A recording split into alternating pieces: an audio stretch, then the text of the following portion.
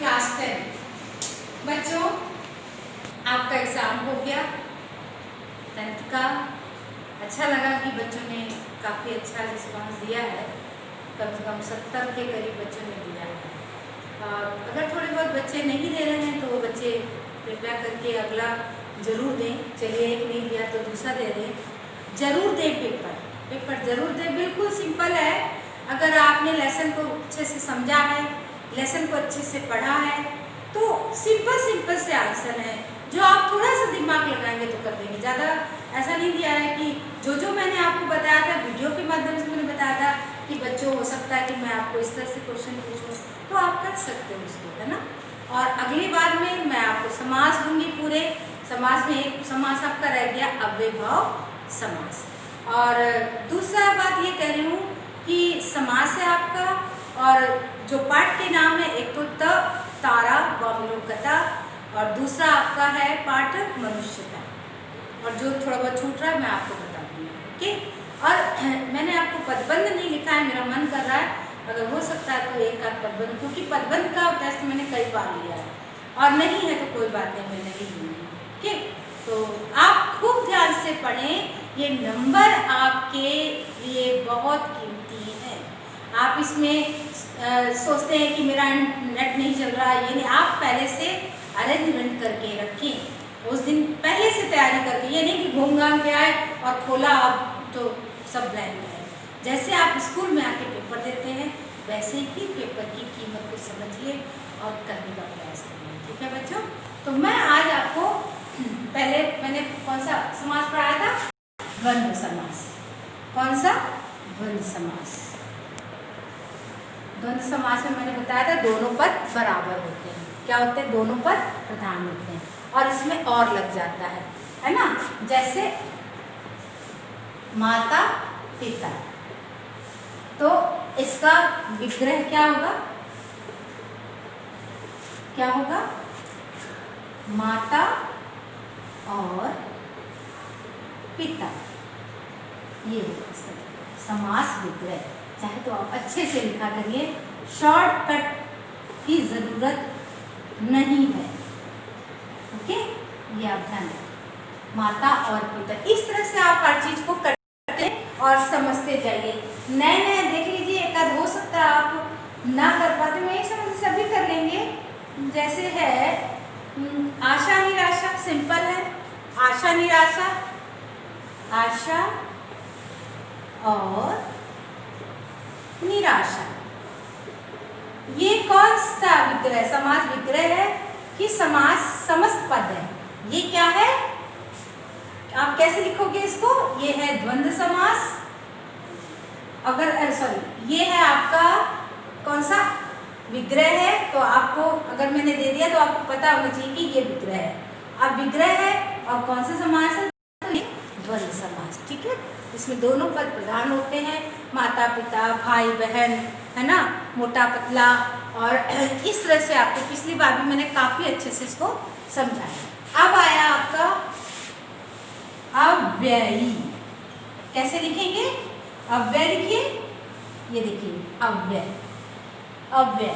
अब इसमें फिर से या लगाइए और मात्रा। अव्ययी, अव्ययभाव समास। क्या होगा? अव्ययभाव समास, भाव समास।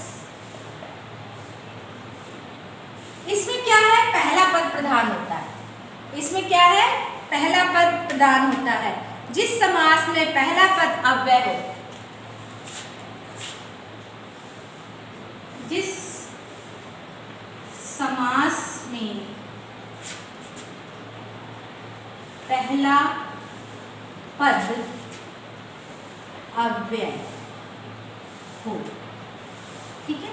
जिस समास में पहला पद अव्यय हो उसे अव्ययभाव समास कहते हैं। उसे अव्ययी भाव समास कहते हैं। जैसे प्रतिदिन। क्या है? प्रतिदिन। इसमें जो पहला पद है वो क्या है? इसमें पहले क्या है वो अव्यय है। ये क्या है? अव्यय प्रति।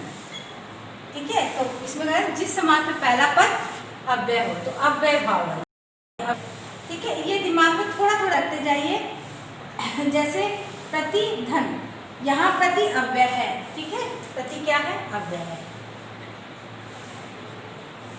ये दिमाग। और प्रधान भी हो गया, पहला पद प्रधान हो गया तो अव्यय हो। तो सिंपल से चीजें आप देखिए, इसमें हम आपको बताते हैं कि और कौन कौन से हो सकते हैं आपके शब्द। जैसे है आजन्म, आजन्म, ये क्या है? अव्यय, इतना। तो क्या होगा इसका विग्रह? जन्म से लेकर, क्या होगा? जन्म से लेकर। इस तरह से आप देखिए आजीवन, आजीवन, इसका विग्रह क्या होगा? जीवन।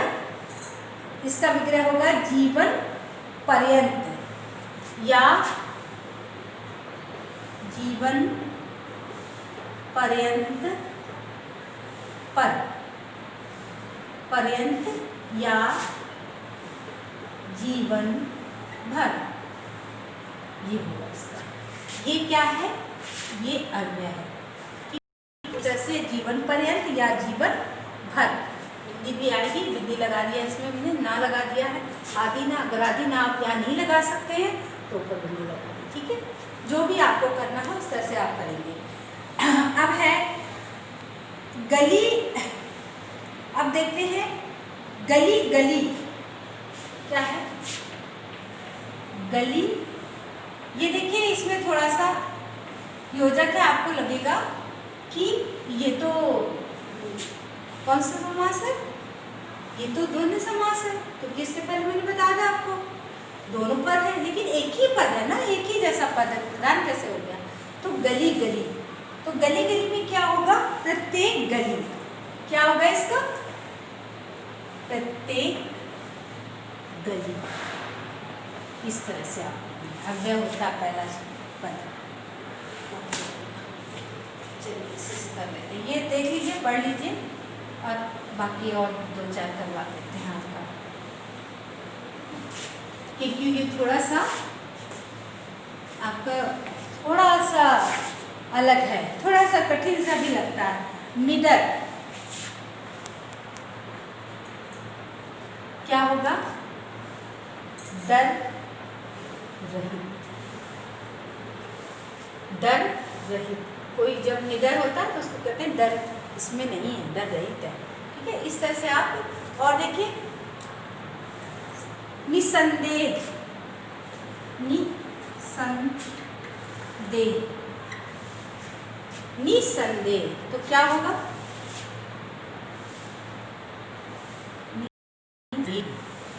क्या होगा? बड़ा बड़ा लिख देती हूँ।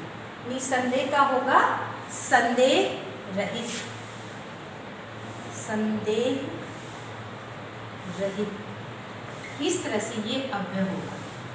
ओके, ये चीज आप चलते जाइए, करते जाइए।